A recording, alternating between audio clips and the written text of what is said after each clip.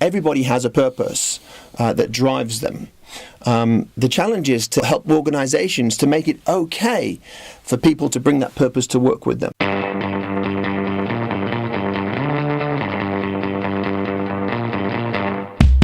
Thank you for joining us again. I've got Ian Lowe with me. Hello.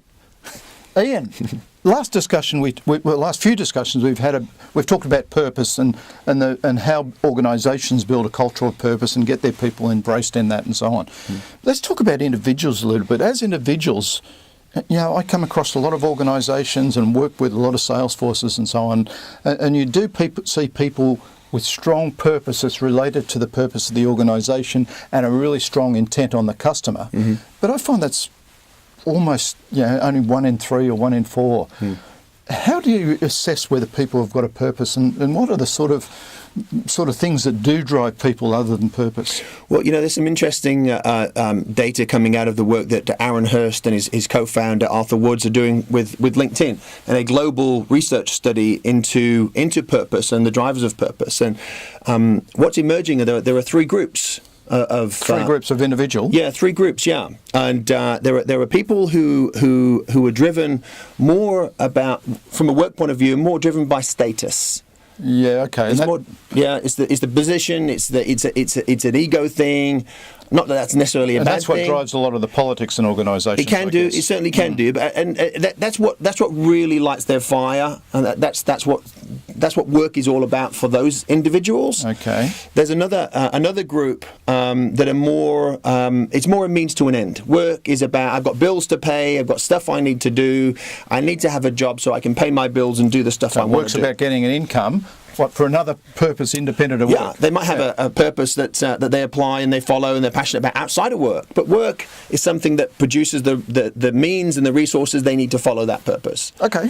And then there was this other group, this final third, who are purpose-driven people who see work as being about having an impact.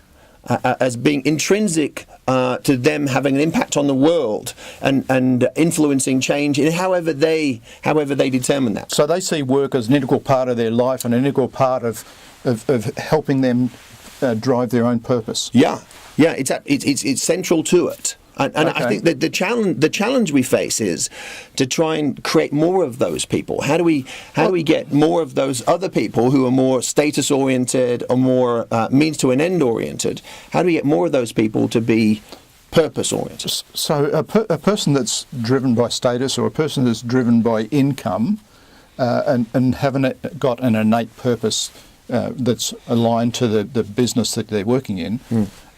How can you change people with that status drive or that income drive to have a purpose? Because I thought that would be an innate thing that's in people. Yeah, I think we all have a purpose. It's not something that's exclusive to certain people who are in certain types of roles. You don't find more purpose-driven people in the not-for-profit sector, for example, or in the healthcare sector.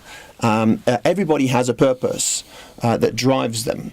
The challenge is to help organizations to make it okay for people to bring that purpose to work with them, to craft their jobs, and to design their environment so that their purpose amplifies the effectiveness of what they do. But I'm a little confused here. Somebody with driven by status, isn't that a purpose? I want to grow my status. I want to really satisfy my ego. That's a purpose, isn't it? Yeah, I mean, certainly it is from a certain point of view.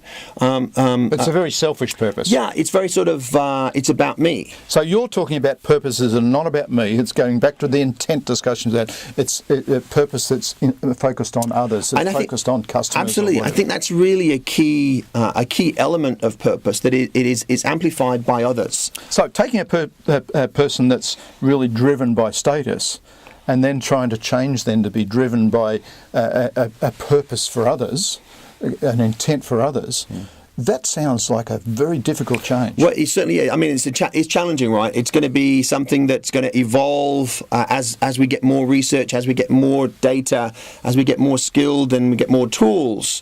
Helping to shift those people to being more purpose-oriented is going to be easier over time. It's kind of like the same challenge we face when we find disengaged people at work, shift them to be more engaged. It's steps, there are changes, there are things that need to happen. Things like what? Things like helping them to firstly connect with their purpose and understand what really drives them. The tools are there. So understanding themselves better.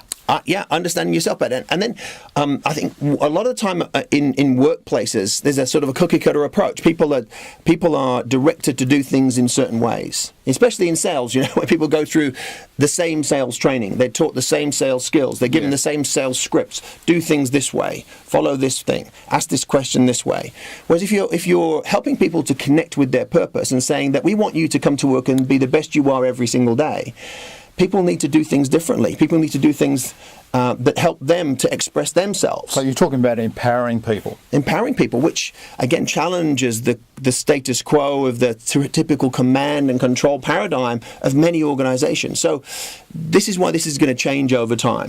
So I'm hearing between the lines here that the command and control organizations will have a lot of trouble driving a purpose that other people can embrace with if they're being told what to do. Exactly right. They contradict each other, right? You say, I want you to be empowered and be purpose-driven. But follow this process. But do it as I tell you to. And this is the purpose you're going to have to drive towards, right? Yeah. Whether you like it or not. Yeah. Okay. So it really is a major cultural change. Again, it's back to this transformation of organisations and how we can drive a culture which is purpose-driven, which is empowering of people and so on. That's really what you're saying. Absolutely, yeah. And so back to the one-third. A good start is like our earlier discussion, hire the right people with the right engaged purpose. Hire people on purpose to start with. But if you've already got them on board where they're driven by status or driven by income, then you need to help them understand themselves better, help them develop a really good understanding of their external purpose, right? Their intent for others, and then embrace and engage that within the corporate purpose. Yeah, absolutely, yeah. Okay. Really interesting subject. Massive challenge for a lot of organisations, particularly the old command control organisations. I'd like to come back and we'll talk more about, for an individual's point of view, how can they develop their purpose independent of the enterprise they're working with. Okay. Or within, but develop that as a skill and capability. That'd be great, John.